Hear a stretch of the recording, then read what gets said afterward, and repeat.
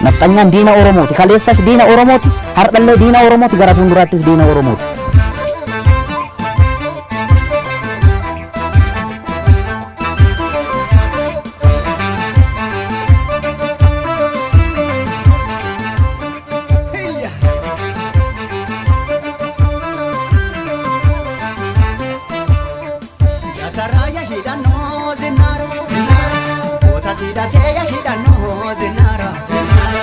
Gasawagiya hidano zinara dinatum saya hidano zinara igutamaya hidano zinara barotum saya hidano zinara dasabiruya hidano zinara badada dilgasa hidano zinara agada beara garatu na ara nanne siwarana harkatu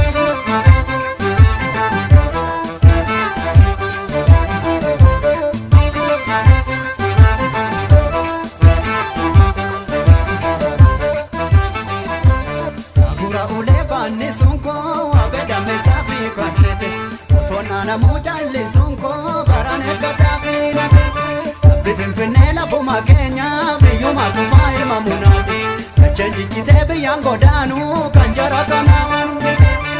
Rihin totola buma Kenya lava adagandura ratese Omo hirar soje jina chugana jara gobana gana ratese Fadala tete wardi yada humne barates da kambulada Lalabdani wa misomada labte misomama nagida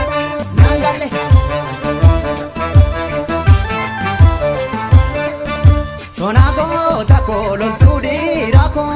akasonela lulubina doktela Tumelak akasonela lulubina doktela Sonago niko lontudi rako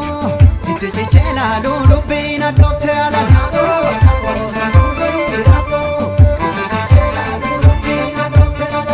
Tijelalu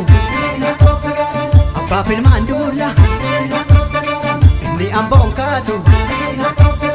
Kawala gandultu Ribiyankatu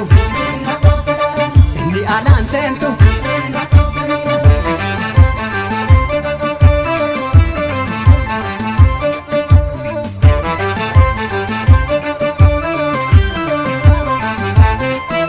Sonago tako lontudi rako akasonela lulubina doktela Sonago tako lontudi rako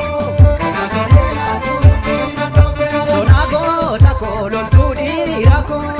tichichela lulubina doktela Sonago tako lontudi rako tichichela lulubina doktela Tukutane kanu Marianne yanu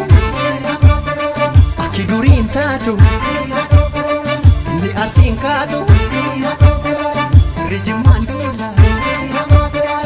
Rijilun katu Tataraya hidano zinara Otatida teya hidano zinara Gasawagiya hidano zinara Dinatum saya hidano zinara Igutamaya hidano Barotum saya hidano zinara Dasabiruya hidano zinara Badada dilgasa hidano zinara Agada beara garatu na ara nanne siwarana harkatu